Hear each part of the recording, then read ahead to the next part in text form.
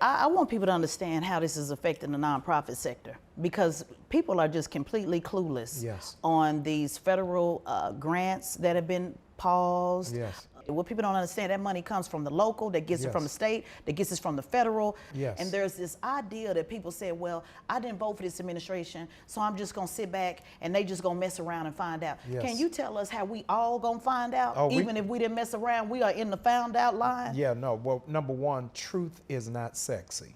Yeah. And I want to put that in all caps. I'm changing the font to 17 inches. Truth is not sexy. When Dr. King was assassinated, it was his lowest level of popularity. Only 37% of the country was behind Dr. King. The National Baptist Convention split because they didn't like the stand that he was in. And so it has never been the masses that believed it, but it is the small understanding.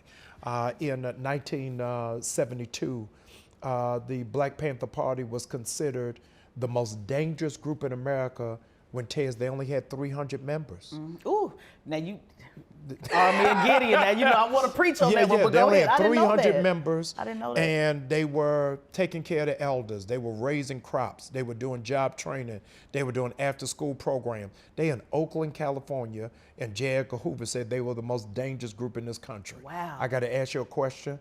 I'm just throwing it out there to poke the bear. How many mega churches does the FBI have on the watch list? Ooh. 300 people were in that much of a threat because they were doing something. Our nonprofits are really destabilized and vulnerable because a lot of our nonprofits are funded by the companies that have now turned their back on DEI. So we've got to figure out, how do we invest in these institutions and these organizations that are making an impact and making a difference?